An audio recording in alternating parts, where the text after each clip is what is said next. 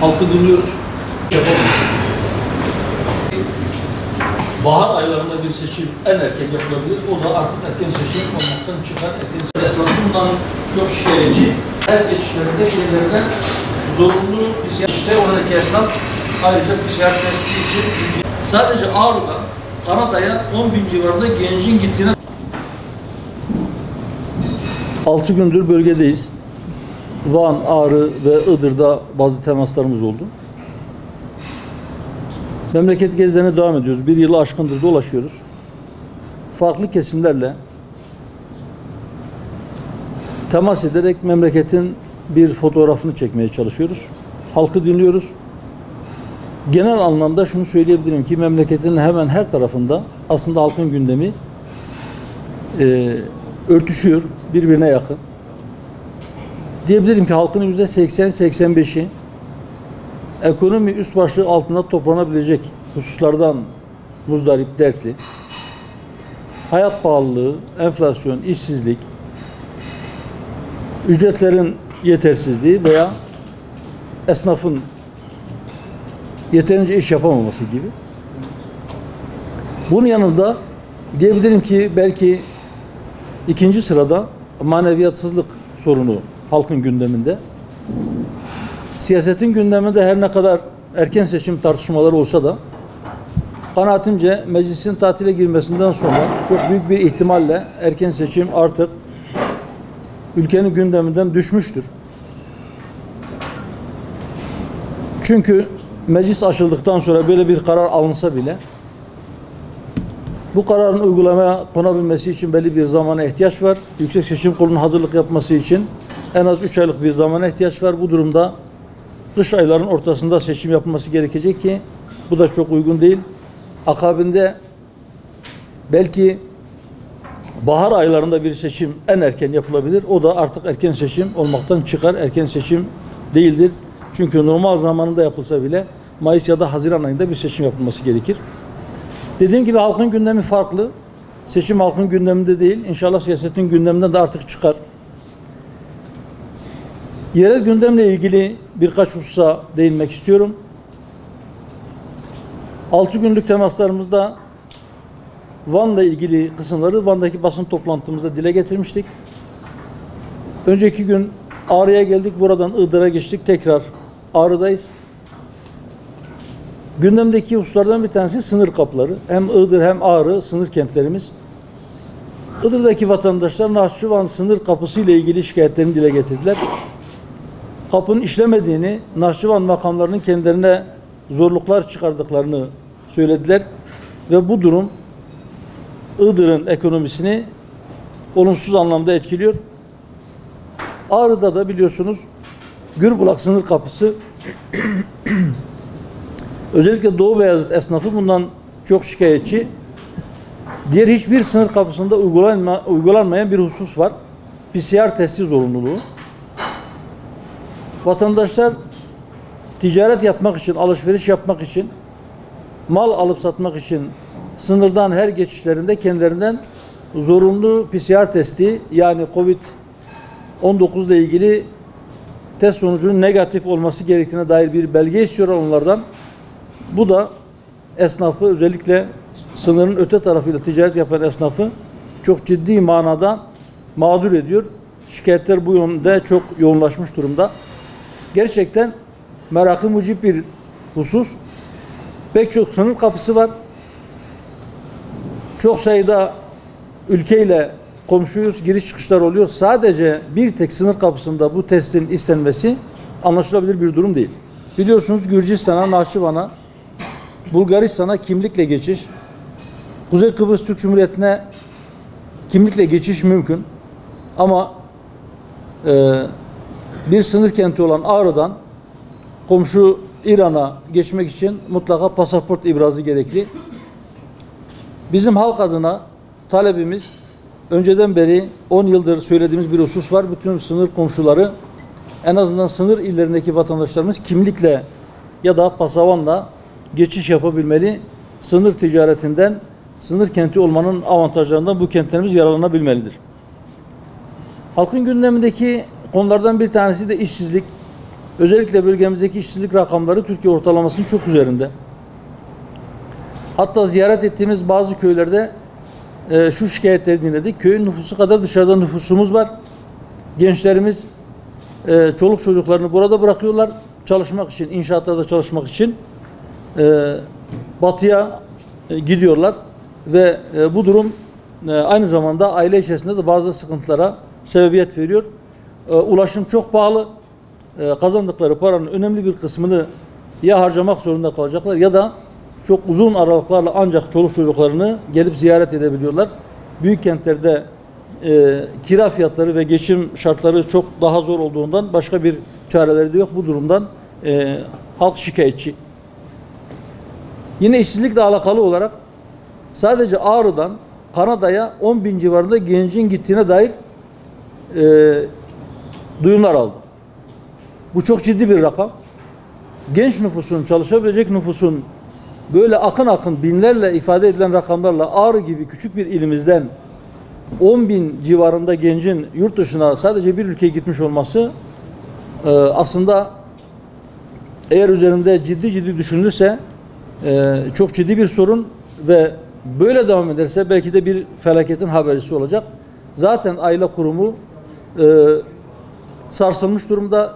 Gençler evlenemiyor. Evlilik yaşı gittikçe ilerliyor. Ve mevcut gençlerimizin de yurt dışına gitmesi durumunda korkarım Avrupa'nın yaşadığı nüfusun yaşlanması, çalışabilecek nüfusun ciddi şekilde azalması sorunu burada da baş gösterecek. Belki şu anda gençlerimize iş bulamamaktan şikayet ediyoruz.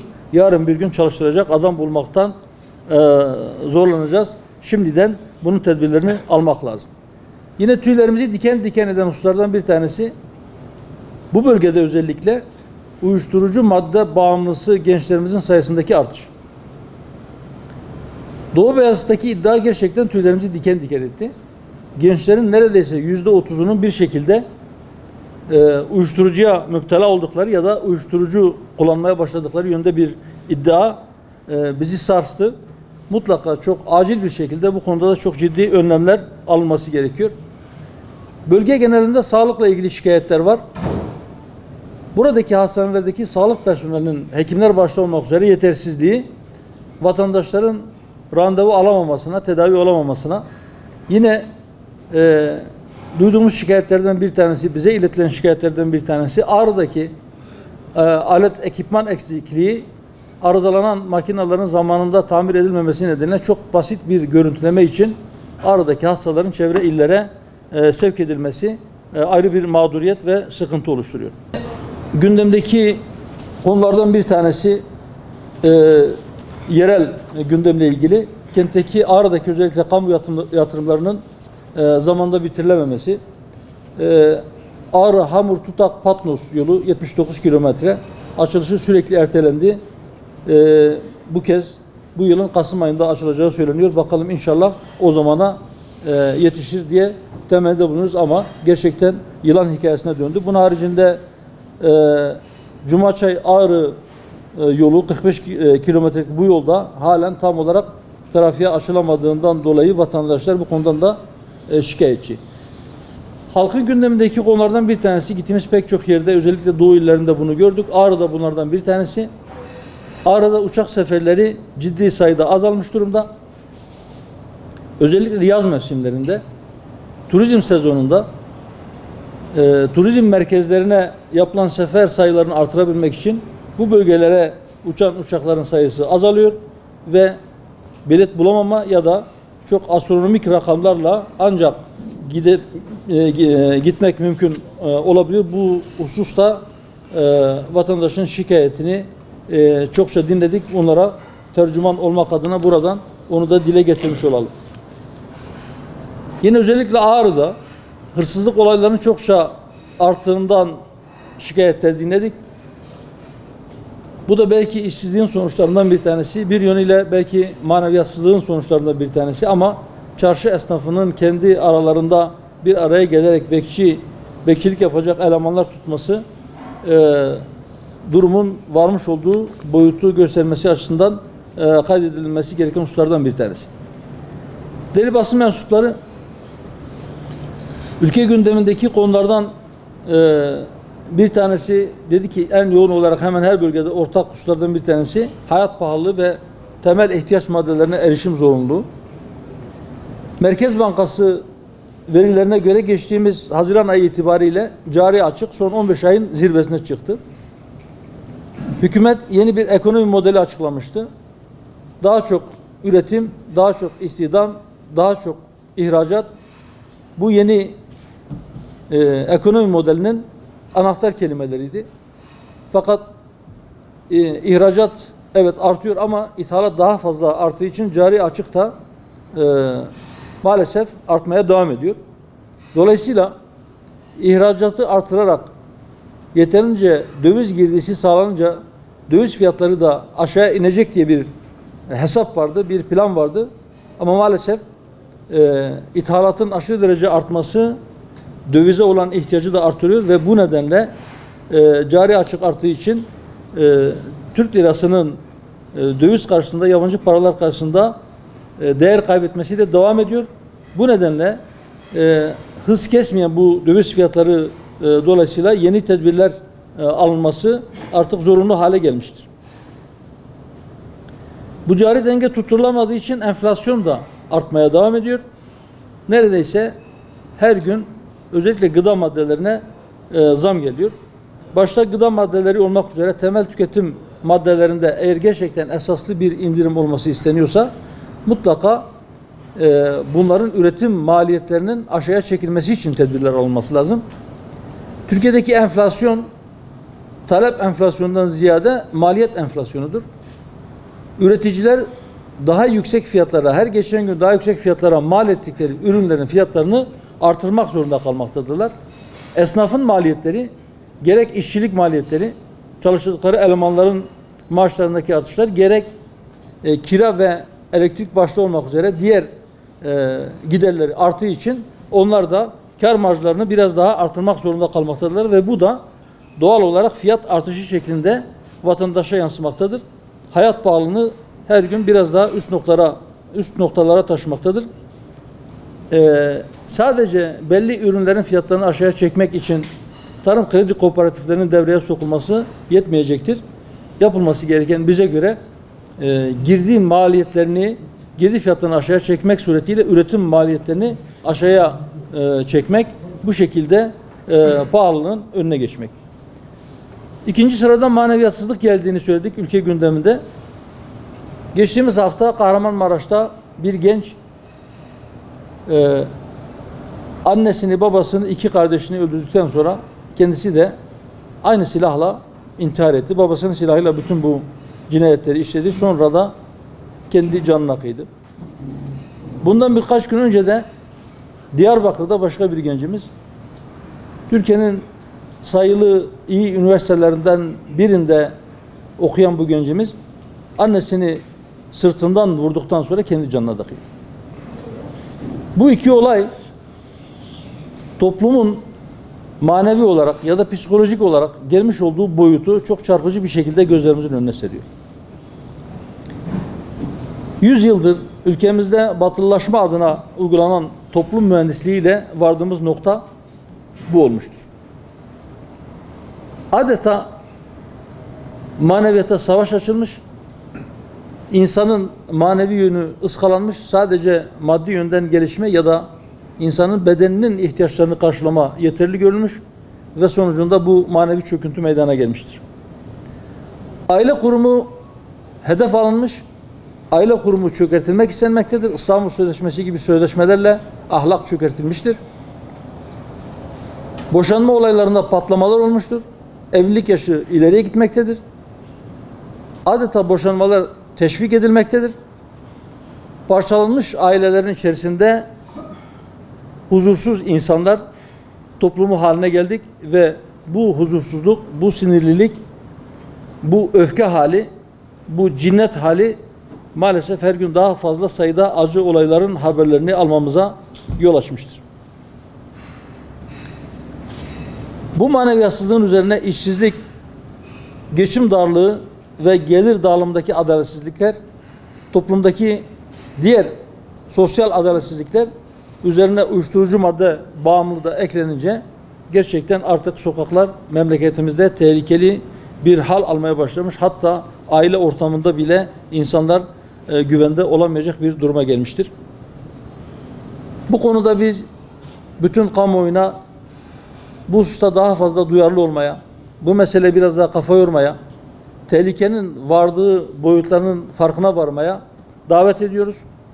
Hükümete de, yetkilileri de bu konuda ciddi adımlar atmaya, eğitim programlarında ahlak ve maneviyatla ilgili, insan yetiştirme ile ilgili hususlara daha fazla ağırlık vermeye davet ediyoruz hükümeti. Ciddi adımlar atılmazsa eğer toplumsal çöküş bunun arkasından gelecektir. Rabbim o duruma düşmekten bütün memleketimizi, milletimizi muhafaza buyursun inşallah. Bugün KPSS sonuçları açıklandı. YKS sonuçları YÖK tarafından açıklanan rakamlara göre kontenjanların %99'u dolmuş durumda. Öğrencilerin 2 milyona yakını hiçbir yere yerleşemedi ama mevcut kontenjanlar neredeyse doldu. Bu kontenjanların bu kadar dolmuş olmasının gerekçelerinden, sebeplerinden bir tanesi belki baraj sistemini kaldırmış olması. Daha fazla sayıda öğrenci belki daha düşük puanlarla istedikleri okullara yerleştiler. Eğitim sistemimizin sorunu aslında yeterince gencimizi okutamamaktan ziyade ihtiyaç olan alanlarda okutamamak. Çünkü bazı alanlarda eleman ihtiyacı temin edilemezken yüz binlerce üniversite öğrencisi üniversite diplomasını aldıktan sonra da kendi branşlarında iş bulamadıkları için işsiz kalmaktadırlar. Daha önce defalarca çağrıda bulunduk.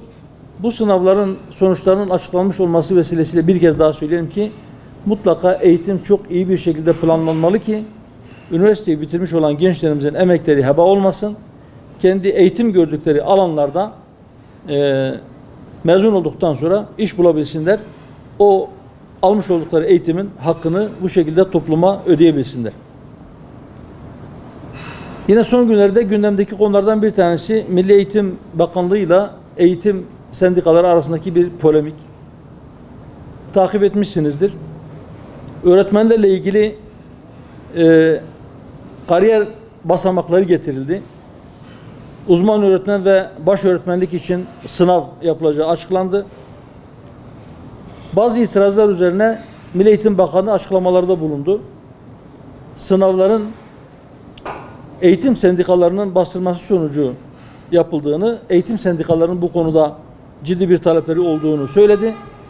Hemen akabinde jet hızıyla eğitim sendikalarının bazılarından buna cevaplar geldi. Bizim böyle bir talebimiz yoktur diye.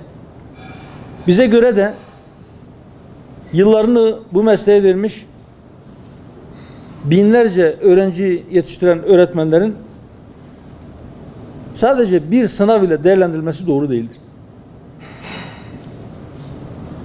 Öğrencinin sınıfta dersi nasıl anlattığı, öğrenciyle diyaloğu, yetiştirdiği öğrencilerin nerelere geldiği, nasıl bir başarı yakaladıkları ya da o öğretmenin meslek sevgisini, eğitim performansını görmeden, değerlendirmeden sadece ruhsuz bir sınav ile bir öğretmeni mesleğinden soğutmak ya da sadece kuru bilgiyle bazı öğretmenlerin daha üste çıkmasını sonuç verecek böyle bir sınav ile öğretmenler arasında bir adaletsizlik oluşturmak doğru değildir. Öğretmenlerin değerlendirilmesi sınav odaklı değil, içerisinde öğrenci, veli, okul idaresi ve diğer meslektaşların da olduğu performans ve süreç odaklı olmalıdır. Halihazırda 20 yılını doldurmuş öğretmenlere uzman öğretmen, 25 yılını dolduran öğretmenlere de baş öğretmen unvanı verilmelidir. 10 yılını doldurmuş olan öğretmenler ise görev yaptıkları okullarda idare, öğretmen ve veli tarafından performans değerlendirmesine tabi tutulmalıdır. Performans için bir puan ölçüsü getirmeli, belli bir puanı aşan öğretmen, uzman öğretmen ve baş öğretmen olabilmelidir. Bizim önerimiz bu şekildedir. Sınav ile öğretmenlerimizi strese sokmaya ve aralarında yeni adaletsizliklere yol açmaya gerek yoktur düşüncesindeyiz. Kürt meselesi çözülmemiştir, halen çözüm beklemektedir ve Türkiye'nin en ciddi meselelerinden bir tanesidir. Belki şu anda birinci öncelikli gündem olarak halkın gündeminde değildir geçim sıkıntısından dolayı ama halen çözüm bekleyen bir meseledir. Adına çözüm süreci denen süreçte biz o sürece çatışmasızlık süreci dedik ama o sürecin bir çözüm getirmeyeceğini söyledik. Çünkü temel bazı yanlışlar yapılmaktaydı. Evet, geçen gün de söyledim. Bu mesele bir hak hukuk meselesidir. Eğer bir mesele hak ve hukuk meselesi ise o zaman temel hakların pazarlık konusu yapılamayacağı ve herhangi bir şarta bağlanamayacağı gerçeği de gözden uzak tutulmamalıdır. O süreçte temel haklar olduğuna inandığımız bazı haklar, bazı talepler bazı şartlara bağlandı. Üstelik bu şartlar o hakları talep edenlerin elinde onların gerçekleştirebileceği şartlarda değildi. Mesela birisi hak talebinde bulunuyor. Hükümet ya da devlet yetkilileri elinde silah olan birilerinin silahlarını bırakması ya da silahlı elemanların yurt dışına çekmesi şartına bağlıyordu. Vatandaşın böyle bir şeyi sağlama, böyle bir şeyi temin etme gibi bir gücü, bir imkanı elbette ki yoktur. Bu bir. İki, eğer bir şey haksa siz bunu pazarlık konusu yapamazsınız dedik. O dönemde söyledik. Ama pazarlık konusu yapıldı. Bir diğer husus, eğer bir şey haksa sizin birileriyle oturup bunu müzakere etmeniz de gerekmiyor. Hak olduğuna inanıyorsanız oturursunuz, bir kanun değişikliği gerekiyorsa kanun değişikliği, bir idari tasarruf gerekiyorsa idari tasarruf, anayasa değişikliği gerekiyorsa anayasa değişikliği yapmak suretiyle bu hakları temin etmeniz gerekiyor. Ama bunlar yapılmadı. Bazı müzakere sonuçlarına göre adımlar atılacağı söylendi. Bir diğer husus, o sürecin taraflarının çözüme yükledikleri anlam birbirine çok uzak. Aynı anlamı yüklemedikleri bir kelimeyi, ortak kelimeyi kullanıyorlar diye onların ortak bir noktaya varacaklarını beklemek imkansız beklemekti. Biz o gün bunları gördük. Bundan, yani o süreçten bir çözüm çıkmayacağını söyledik. Keşke çıksaydı, keşke yanılıyor olsaydık. Fakat maalesef haklı çıktık. Bugün de eğer benzer bir süreç başlatılacaksa, aynı hatalar tekrar edilecekse, aynı yoldan gidilirse aynı sonuca varılır. Eğer sonu gerçekten çözülmek isteniyorsa önce samimi bir irade gerekir. Bir samimiyet gerekir. Sonra da doğru bir usul, doğru bir yön, doğru bir yöntem gerekir. Bunlar olursa elbette bu mesele çözülebilir. Kardeşlik sadece lafla olmaz, sadece edebiyat yapılmakla olmaz. Kardeşliğin hukuku yerine getirilirse ben inanıyorum ki halk da o samimi niyeti görürse çok kısa bir sürede bu iş çözüm yoluna girer. Birinci sorunuz ittifakla ilgili. Seçimde Hüdapar herhangi bir ittifakta yer alacak mı? Mümkündür. Alabilir. Ama mutlaka bir ittifakta yer alacaktır demek doğru değildir. Mevcut sistem siyasi partileri ittifaklara zorluyor. İki türlü zorluyor. Birincisi Cumhurbaşkanlığı hükümet sistemi ya da halk arasındaki tabiriyle başkanlık sistemi dolayısıyla. Çünkü Cumhurbaşkanı adayının seçilebilmesi için geçerli oyların yarısından fazlasını alması gerekiyor. Bugünkü şartlar altında hiçbir partinin kendi adayını tek başına kendi oylarıyla oyların yarısından fazlasını almak suretiyle seçilmesi imkan dahilinde görünmüyor. Bu nedenle Cumhurbaşkanı adayı çıkaracak olan partilerin kendi adaylarına destek almak için ittifak arayışları doğaldır. Bir diğer sebep seçim barajı. Seçim barajı dolayısıyla barajın yüksekliği dolayısıyla bazı partilerin barajı aşmak için bir ittifakın çatısı altında seçime girme ihtiyacı hissettikleri bilinen bir şeydir. Bunlara rağmen biz Hüdapar olarak mutlaka biz bir ittifak içerisinde yer alacağız, yer almalıyız düşüncesinde, modunda değiliz. 2018 seçimlerinde de aynı şartlar vardı. 2018 seçimlerinde Hüdapar müstakilen tek başına seçimlere katıldı. 81 ilde kendi adaylarını gösterdi. Parlamento adaylarını. Bu önümüzdeki seçimde ne olur? Biz seçimlere hazırlanıyoruz. Bir ittifak arayışında değiliz. Bir ittifak teklifi gelirse değerlendiririz. Partimizin yetkili organlarında bunu konuşuruz. Eğer milletimizin, memleketimizin menfaatine olacağı kanaatine varırsak, bizim ilkelerimize de uygunsa o ittifak içerisinde yer alabiliriz. Ama kabul edemeyeceğimiz bir teklif ise biz yine 2018 seçimlerinde olduğu gibi tek başımıza seçimlere gireriz. Cumhurbaşkanlığı seçimiyle ilgili eğer ikinci tura kalırsa, ikinci tura kalma ihtimali var mı? Evet var. Yüksek bir ihtimaldir. İkinci tura kalırsa eğer ikinci tura kalan adaylara göre bir değerlendirme yaparız. Şu anda kimlerin aday olacağı bile net değilken şimdiden bir şey söylemek doğru olmaz. O zamana kadar kim hayatta kalacak, kim aday olacak, kimin adaylığı Yüksek Seçim Kurulu'ndan dönecek ya da kim adaylıktan vazgeçecek ya da adaylar kim olacak bunu görmeden ihtimaller üzerinde konuşmak doğru olmaz. Eğer seçim olur, ikinci tura kalır ise ikinci tura kalan adaylardan bir tanesiyle ilgili bir karar alırız ve onu aldığımızda da kamuoyuyla paylaşırız. Bizim memlekette yumurta satana yumurtacı diyorlar. Ayakkabı satana da ayakkabıcı diyorlar. Biz de dindar olmadığı halde vatandaşın teveccühünü kazanmak için dindar gibi görünenlere dinci diyoruz. Biz dinci değiliz. Biz dinini yaşamaya çalışan, dininin emirleri yerine getirmeye çalışan, onun yasaklarında kaçınmaya çalışan insanlarız. Ve biz diyoruz ki siyaset de dahil, ticaret de dahil, meşru daire içerisinde olmalıdır. Meşru daire bize göre bizi yaratan yaratıcının bizim için çizmiş olduğu çerçevedir. Biz o sınırlar içerisinde kalarak siyasetimizi öyle yapmaya çalışıyoruz. Mesela biz siyasi rakiplerimize iftira etmiyoruz, etmeyiz. Mesela biz halkımızı kandırmıyoruz. Çünkü bizim inandığımız peygamber, ümmeti olmakla iftihar ettiğimiz peygamber bizi aldatan bizden değildir demiştir. Biz hiç kimseyi aldatmayız. Aklımızın ucundan bile geçirmeyiz. Mesela biz asla halkın, kamunun, yetimin malına el uzatmayacağız. Mesela biz asla yalan söylemeyeceğiz. Mesela biz asla adaletten sapmayacağız. Bizim ilkelerimiz bunlardır. Evet biz dindar insanlarız ama biz dinci değiliz. Aşırıdan kasıtları nedir ya da radikalden kasıtları nedir?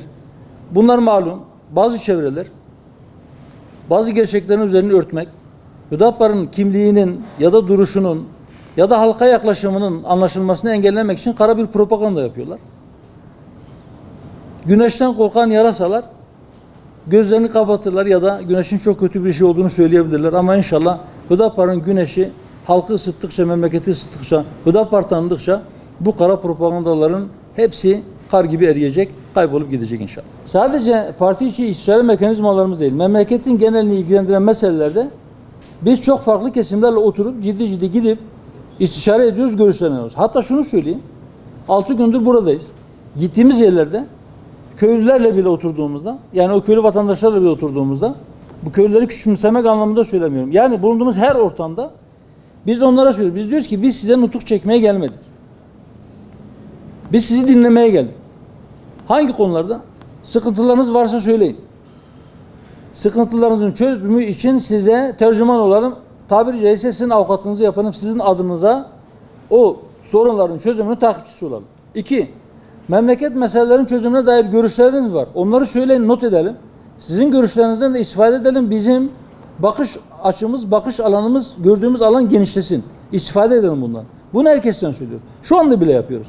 Emin olabilirsiniz. İktidara geldiğimizde de toplumun her kesimiyle, ama her kesimiyle mutlaka onların sorunlarının ne olduğu veya o sorunların çözümü konusunda nasıl öneriler getirdiklerini dinleyeceğiz.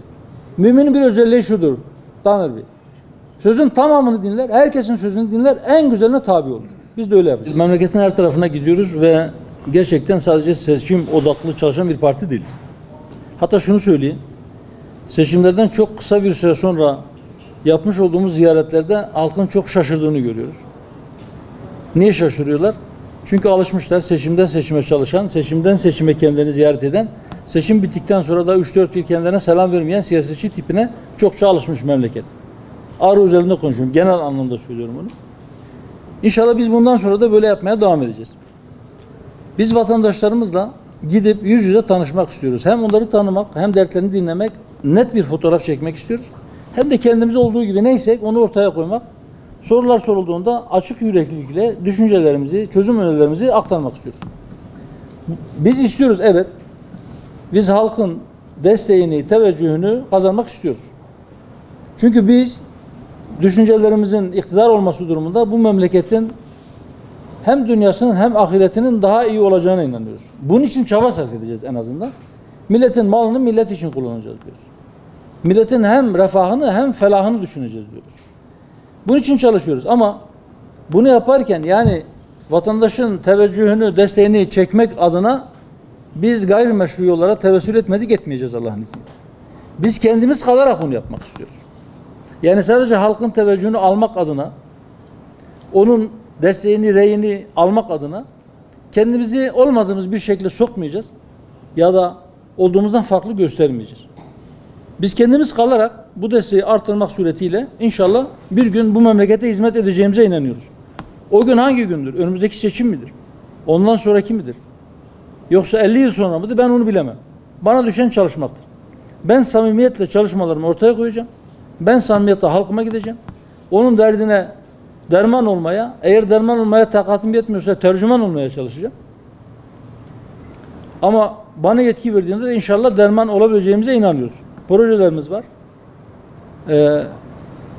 Allah'ın izniyle bu işi yapabilecek kadrolar bu memlekette yeterince var. Ama o gün ne zaman gelecek dediğim gibi ben onu bilemem. Gelecek benim için gayiptir. Gaybı da bana göre Allah'tan başka hiç kimse bilemez. Evet. Ama şunu söyleyebilirim. Alanda görünen o ki bir sıçrama var. Ama sıçrama hangi basamağa kadar gidecek onu bilemem.